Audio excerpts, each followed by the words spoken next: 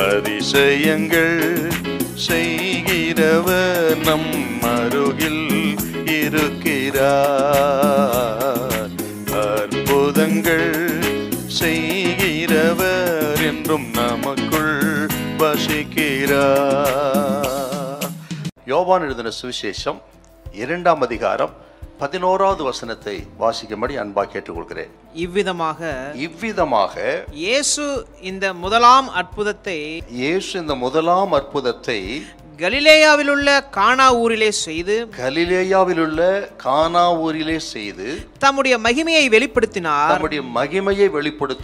அவருடைய சீஷர்கள் அவரிடத்தில் விசுவாசம் வைத்தார்கள். பலஸ்தீனா தேசத்தில் கலிலேயா என்கிற பகுதியில் இருந்த ஒரு ஊர் கானாவூர்.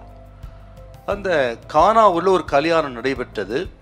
அந்த கல்யாணத்திற்கு மரியாளும் ஆண்டவராக இயேசு கிறிஸ்துவும் சீஷரும் அழைக்கப்பட்டிருந்தார்கள். ஆண்டவராக இயேசு கிறிஸ்து அந்த திருமணத்துக்கு வந்த பொழுது அங்கே நடைபெற்ற ஒரு நிகழ்ச்சியை தான் இங்கே நம்ம பார்க்கிறோம். அந்த திருமணத்தின் பொழுது திராட்சரசம் குறைவுபட்டு விட்டது.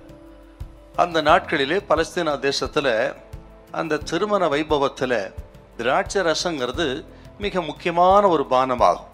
அது குறைந்து விட்டது. ஆக அந்த குறைவை குறித்து ஆண்டவராக இயேசு கிறிஸ்துவின் தாயாகிய மரியாள் வந்து ஆண்டவர் இயேசுவிடத்தில் கூறினார்கள், இப்படி திராட்சை ரசம் இல்லை என்று சொல்லி. ஆண்டவராக இயேசு கிறிஸ்து அப்பொழுது அந்த இடத்துல அங்கே இருந்த வேலைக்காரர்களை பார்த்து ஜாடிகளிலே தண்ணீரை நிரப்புங்கள் என்று சொன்னார். அவர்கள் அப்படியே அதை நிரப்பினார்கள். பிறகு ஆண்டவர் இயேசு அந்த தண்ணீரை மொண்டு நீங்கள் கொண்டு போய் பந்தி விசாரிப்பு காலத்தில் கொடுக்கும்படி சொல்ல அவர்கள் அவ்விதமாகவே செய்தார்கள். அப்பொழுது கொண்டு போன பொழுது அந்த தண்ணீர் திராட்சரசமாய் மாறியிருந்ததை கண்டு ஆச்சரியப்பட்டார்கள். இன்னும் நான் உங்களுக்கு சொல்லுகிறேன், கானா ஒரு கல்யாணத்தை பார்த்தீங்கன்னா அந்த காலத்தில் திருமணங்கள் எல்லாம் பலஸ்தீனா தேசத்தில் திருமணம் 1 வார காலமாக நடக்குவான் பாருங்க. 7 நாள் நடக்குமா திருமணம். ரொம்ப சந்தோஷமான ஒரு நிகழ்ச்சி.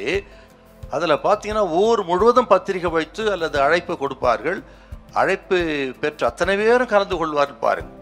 ஒருவேளை அழைப்பு ஏற்று வரவில்லை சொன்னால் அந்த திருமண வீட்டாரை அவமதிக்கிறதாக நினைப்பார்கள். ஆகவே அனைவரும் வருவார்கள். மட்டுமல்ல, இந்த காலத்து போல அல்ல, அந்த நாட்களிலே மணவாளன் தான் மணவாட்டிக்கு வெகுமதிகளை கொடுத்து அவன் திருமணம் செய்து கொள்வான். முழு செலவும் மணவாளன் தான்.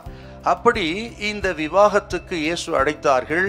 ஆக இயேசு அவர்களை கனம் பண்ணி அந்த விவாகத்துக்கு சென்று அற்புதம் செய்தார் பாருங்க. ஆண்டவர் இயேசுவை அழைக்கிற எந்த குடும்பத்துக்கும் எந்த தனி மனிதனுக்கும் ஆண்டவர் வந்து அவர்களை அற்புதம் செய்து ஆசீர்வதித்து கனம் பண்ணுகிறவர் இயேசு.